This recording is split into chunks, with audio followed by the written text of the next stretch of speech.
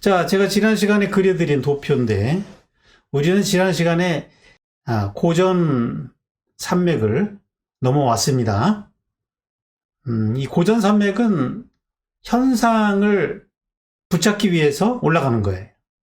근데 여기에 그 등반 코스는 아주 심플해서 길이 하나밖에 없어요. 재현을 통해서 그냥 올라가면 되는 건데, 모던의 산은 길이 좀 복잡합니다. 하나의 길로 올라가지는 게 아니고 길이 여러 개 있기 때문에 내가 그 중에서 올라갈 길을 선택을 해야 되는 거죠.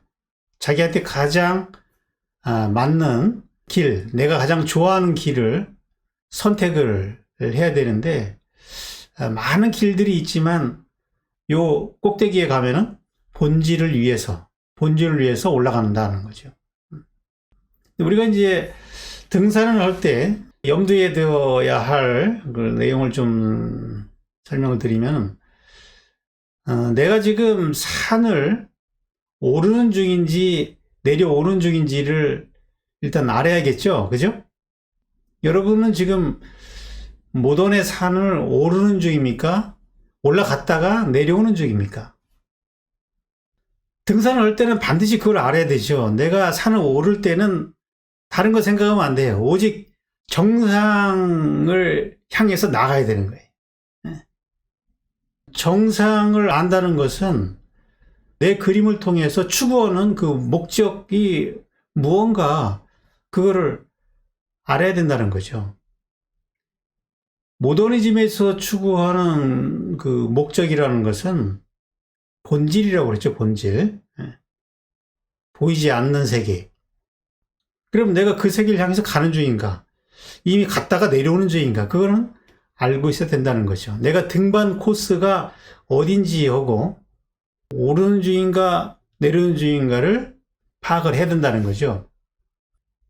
그리고 내가 내려오는 길에 있다고 하면은, 내려올 때는 올라온 길을 똑같이 내려오면 재미없잖아요. 그죠? 다른 길로 내려와야 이제 새로운 풍광을 조금이라도 보기 때문에, 그래서 하산할 때는 다른 길로 내려오면서 다음에 오를 산의 비전을 보라. 비전을 보라. 내려오면서 보면은 앞에 또 산이 있잖아요. 그 산이 얼핏 보여요. 멀리서 보기 때문에 자세히는 안 보이지만 대충 어떤 그 산의 정취를 느낄 수는 있는 거거든요. 우리 지난주에 그 고전주의를 다룰 때 처음에 그 14세기부터 그 정상을 향해서 올라갈 때는 다른 거가 필요 없잖아요. 이 재현의 방식, 원근법과 명암법을 얼마나 잘 효율적으로 써가지고 실제와 닮게 재현할 수 있느냐, 이 문제였거든요. 그래서 16세기 무렵에 다빈치나 미켈란젤로, 라파엘로 같은 작가들이 정상에 제일 먼저 올라갔죠. 그 뒤로 이제 내려올 때 16세기 이후 17세기, 18세기로 오면은 하산하는 거거든요. 그 하산할 때는 다음 오를 산의 비전을 얼핏이라도 봐야 된다는 거죠. 그래서 이제 그 17세기, 18세기, 19세기 초까지 보면은 20세기에 나타난 이 모던의 특성들이 얼핏 드러난다는 거죠. 표현주의라든지 리얼리즘이라든지 또는 약간 그 추상의 특징들이 드러난다는 거죠. 그래서 우리가 그 등산할 때 그 요령이 있어야 되듯이 작품에서도 내가 오르는 중인가 내려오는 중인가에 따라서 그 목적이 좀 다르다라는 거고요. 우리가 정상에 오른다는 거는 내가 추구하는 데 극점까지 한번 가보는 거거든요. 우리가 어떤 일을 극점까지 추구하면은요, 그 다음 비전이 이렇게 보이게 돼 있어요.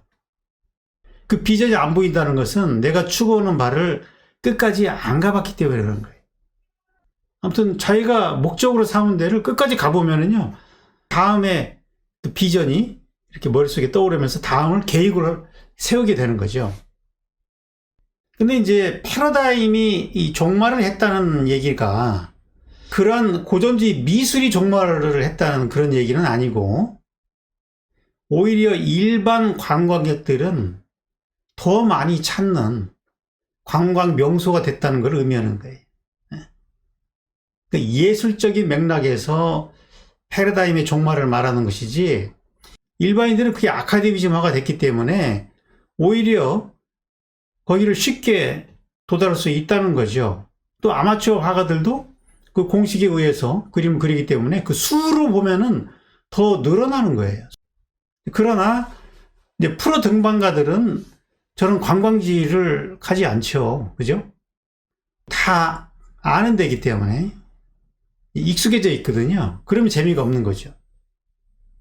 의식 있는 예술가들은 이제 낯설고 이제 새로운 산을 등반을 하려고 하기 때문에 이제 새로운 패러다임이 등장하게 되는 거죠.